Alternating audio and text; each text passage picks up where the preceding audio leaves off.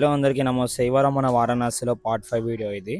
ఇంకా నిన్న అయితే కాలభైరవుడి టెంపుల్ అయితే నిన్న దర్శనం చేసుకున్నాము. ఎర్లీ మార్నింగ్ లేచి అయితే బయలుదేరిపోయినాం ఘాట్ కి. ఇంకా నైట్ టైం లో చూసి డే టైం లో చూసే వరకు ఇంకా చాలా అద్భుతంగా అనిపించింది ఘాట్. మేము ఘాట్ నుంచి వెళ్ళి స్నానం చేసుకోనికి వెళ్ళడానికి ఘాట్ అంతా యూర్నికి అయితే ఒక షిప్ మాట్లాడుకున్నాం. పర్ పర్సన్ వచ్చేసి 100 రూపీస్. అది ప్రైవేట్ షిప్ కావాలంటే కాస్ట్ అనేది ఇంకా ఎక్కువ ఉంటది. మేమైతే అందరం ఉన్న దగ్గరికి వెళ్ళిపోయినాము. స్టార్ట్ అయిన కాంచెలు అయితే ఒక్కొక్క ఘాట్ ను అయితే ఎక్స్ప్లెయిన్ చేసినారు, ఇదేంటిది అనేసి. ఒక్కొక్క ఘాట్ కి అయితే ఒక్కొక్క స్పెషాలిటీ ఉంది. ఇంకా క్లియర్ గా ఎక్స్ప్లెయిన్ చేయలేను ఎందుకంటే నాకు కూడా సరిగా అర్థం కాలేదు. వర్షం పడ్డప్పుడు అయితే ఈ ఘాట్లు కూడా మునుగొచ్చు అంట. ఇట్లా వస్తున్న ఒక్కొక్క ఘాట్ చూస్తుంటే కళ్ళు చెదిరిపోయినాయి, అంత బాగుంది అనుకో. నేను ఎప్పటి నుంచో చూడాలి అనుకున్న ఘాట్ అయితే ఇదే. అదేదో కాదు మణికర్ణిక ఘాట్ అది. దానికోసం అయితే మీకు స్పెషల్ గా వీడియో రేపు చూపిస్తుంది ఎంతో అనేసి. అక్కడ నుంచి వెళ్ళి స్నానం చేసుకొని అయితే ఇంకా అందరం అయితే బయలుదేరిపోయినాం షిప్ లో. స్నానం చేసుకొని అన్ని ఘాట్స్ అన్ని చూసుకొని అయితే గుడికి బయలుదేరిపోయినాం. మీకైతే ఒక ఇంట్రెస్టింగ్ విషయం చెప్పాలి. నేనైతే ఒక్కసారి దర్శనం చేసుకోలేదు, 2 సార్లు దర్శనం చేసుకున్నా. ఇంకా దర్శనం అనేది 2 సార్లు ఎట్లా చేసుకున్నా నెక్స్ట్ వీడియోలో కంప్లీట్ గా చెప్తా.